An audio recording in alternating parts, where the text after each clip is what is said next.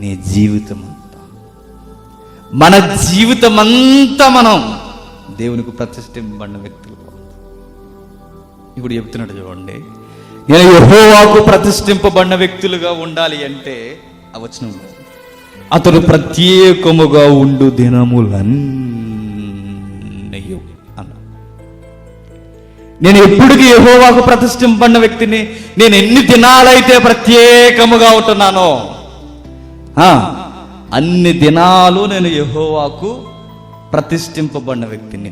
అంటే యెహోవాకు ఎన్ని దినాలు ప్రత్యేకముగా నేనుంటే అన్ని దినాలు నేను ప్రతిష్ఠింపబడిన వ్యక్తిని. ఏమిటి ప్రత్యేకంగా ఉండడం? ఇక్కడ అపవిత్రమైన వాటిని ఏటిని ముట్టకూడదు అంటాడు, తినొద్దు అంటాడు. అపవిత్రమైన అలవాట్లకు పోవద్దు అంటాడు. అలా నువ్వు ఎన్ని రోజులు ప్రత్యేకముగా ఉంటావో అన్ని రోజులు నాకు వాడబడుతున్న ప్రతిష్ఠింపబడిన వ్యక్తిని, కదలను వాడిని. ఇన్ని దినాలను సంసోను అనుకున్నాడు అనుకోండి, అన్ని దినాలే ప్రతిష్ఠింపబడిన వ్యక్తి. కానీ సంసోను జీవితాంతం, యోహాను జీవితాంతం, కొందరు వ్యక్తులు అక్కడక్కడ కొద్ది దినములు. కానీ చూడండి, యెహోవాకు ఎన్ని దినాలైతే నేను సమాజానికి వేరుగా ఉండి ప్రత్యేకముగా నేను జీవిస్తున్నానో ఇక అన్ని దినాలు నేనేంటి ప్రతిష్ఠింపబడిన వ్యక్తిని. ఫర్ ఎగ్జాంపుల్, బలిపీఠాన్ని కట్టాలి అంటే ఒక కర్ర అవసరం. ఏం కర్ర అది? తుమ్మకర్ర. తుమ్మకర్ర ఎలా ఉంటుంది? చాలా అందంగా ఎర్రగా, చూస్తేనే అవక్కాయ ఎలా ఉంటుందో నల్లగా ముండ్లతో, దాన్ని చూస్తేనే పట్టుకునేలా అనిపించదు, జిగురుతో నానిపోయి.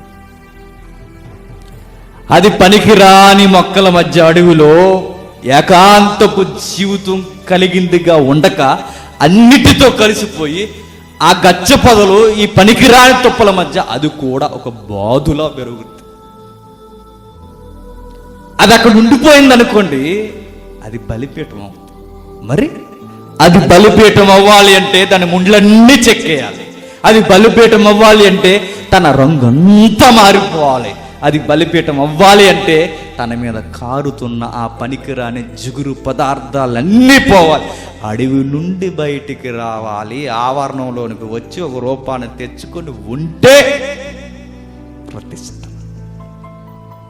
మరి నేను ఈ పనికిరాని లోకమనే దానిలో ఉన్నాం. అక్కడ నేను ఉండిపోయి నీ కొరకు ప్రతిష్ఠింపబడిన వ్యక్తిని ప్రభువా అన్నాను. జిగురు కనబడుతుంది. ఇంకా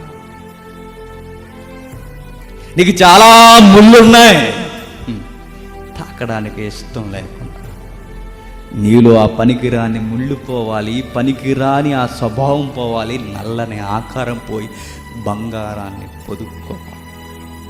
అలా ఎప్పుడైతే ఆకారాన్ని మనం తెచ్చుకున్నామో మందిరములో, సంఘంలో, దేవుని సన్నిధిలో ప్రతిష్ఠింపబడిన వ్యక్తులు. నేను రానండి, నాకు ఇక్కడే కంఫర్ట్గా ఉందండి, నేను ఇక్కడే ఉంటాను కదా, అక్కడే అయిపోద్ది అంతేగా. ఏదో రోజు సీత అంటుకుంటుంది నలుగురితో, అయిపోయినట్టు. మనం కూడా రాలేనండి నేనని లోకంలోనే ఉండిపోయావు అనుకోండి, నువ్వెలా స్టార్ అవుతావు? ఒక రియల్ స్టార్ అవ్వాలి అంటే ప్రత్యేకత. సెలబ్రిటీలను ఎవరంటారు? అందరితో కలిసిపోయిన సెలబ్రిటీ అంటారు. డిఫరెంట్, ప్రత్యేకం. వాడికంటూ ఒక సెపరేట్ ఇమేజ్, అది సెలబ్రిటీ. అందరితో కలిసిపోయి అందరితో లోకంతో చేతులు కలిగి చట్టా పట్టా చేసి తిరిగేస్తున్నావు. నువ్వు సెలబ్రిటీవి కాదు, మరి చచ్చుదద్దమ్మ అనాలి. మరి ఇప్పుడు నేను ప్రతిష్ఠింపబడిన వ్యక్తిగా రావాలి అంటే అక్కడ ఉంది, మరలా చదువుతాం. అతడు ప్రత్యేకముగా ఉండి దినములన్నీ, అతడు యెహోవాకు ప్రతిష్ఠితుడిగా ఉండి అతడు ప్రత్యేకముగా ఉండు దినములన్నీ. ఎన్ని దినాలైతే ప్రత్యేకంగా ఉంటాడు. ఇప్పుడు నువ్వు ఒక 10 years బాగున్నావు, 11వ సంవత్సరం మరలా లోకానికి పోయి నువ్వు 10 years దేవునికి ప్రతిష్ఠ, నెక్స్ట్ పనికిరావు. బాప్తిసం తీసుకున్నాను, ఒక 5 ఏళ్ళు నేను బాగున్నాను, 6వ సంవత్సరం ముందు మరలా నేను లోకంలో కలిసిపోయాను అనుకోండి, ప్రతిష్ఠ పోయి. నేను ఒక 20 ఏళ్ళు బాగున్నాను, 21వ సంవత్సరం మందు మరలా నేను లోకంలోకి పోయాను అనుకోండి, పోయింది ప్రతిష్ట. నేను ఎన్ని సంవత్సరాలైతే ప్రత్యేకముగా నేను జీవిస్తున్నానో, ఎన్నేళ్ళైతే నేను ప్రత్యేకముగా ఉంటున్నాను, ఎన్ని సంవత్సరాలైతే ప్రత్యేకముగా ఉన్నా అన్ని సంవత్సరాలు నువ్వు ప్రతిష్ఠింపబడినావు. ఇలాంటి ప్రతిష్ఠింపబడ్డవాడు ఆయన చేతిలోకి రావాలి కానీ ఫలా నమ్మకమైన దాసుడు. ఆ శబ్దానికి అర్హత ఉంటుంది. ఆ శబ్దంలో మనం నిలబడగలం. చూసారు ఎంత బాగుందో వాక్యం. ప్రత్యేకత, ప్రత్యేకత, ప్రత్యేకత.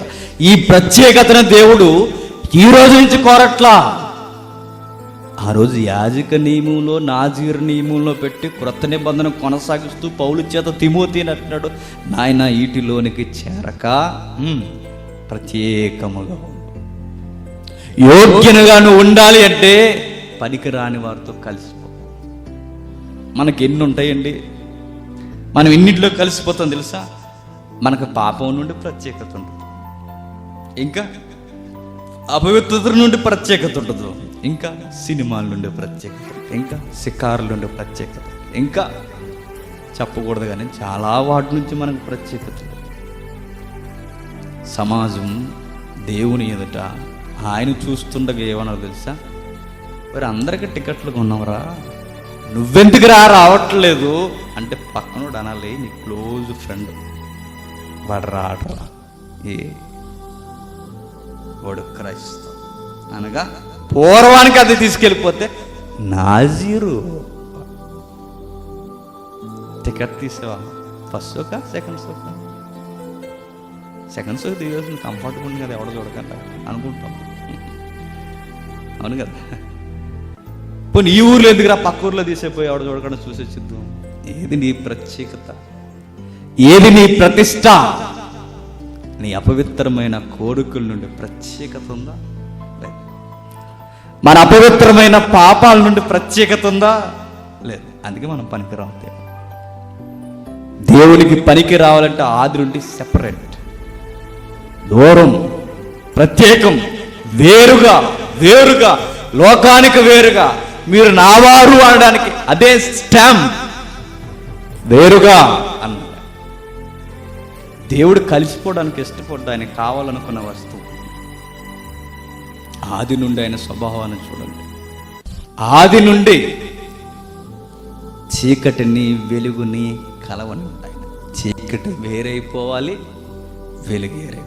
సృష్టి ప్రారంభం. ఆ తర్వాత మరలా చూడండి, ఇశ్రాయేలీయులు అన్యులతో కలవకూడదు, వేరైపోవాలి. మరలా ఆయన మాట్లాడుతూ గోధుమలు వేరుగా ఉండాలి, గురువులు వేరుగా ఉండాలి. ఇంకా ఆయన మాట్లాడుతూ ఇదిగో నీతిమంతులు వేరుగా ఉండాలి, అనీతిమంతులు వేరుగా ఉండాలి. ఇంకా ఆయన మాట్లాడుతూ గొర్రెలు వేరుగా ఉండాలి, మేకలు వేరుగా ఉండాలి. ఇంకా ఆయన మాట్లాడుతూ ఈ లోకానికి మీరు వేరై అన్నాడు. ఇది ప్రతిష్ట. ఈ ప్రతిష్ట ఎప్పుడైతే మనకుందో, నిజం చెప్తున్నాను బ్రదర్, నువ్వు దేవునికి చాలా బాగా ఉపయోగపడతావు. నిజంగా ఈ యూత్ మీటింగ్లో ఈ గాడ్స్ సీక్రెట్ ఏంటో చెప్పనా? ఇదే ఇదే ఇదే ఇదే సెపరేట్ ఇమేజ్ ఉండాలి దేవుళ్ళలో.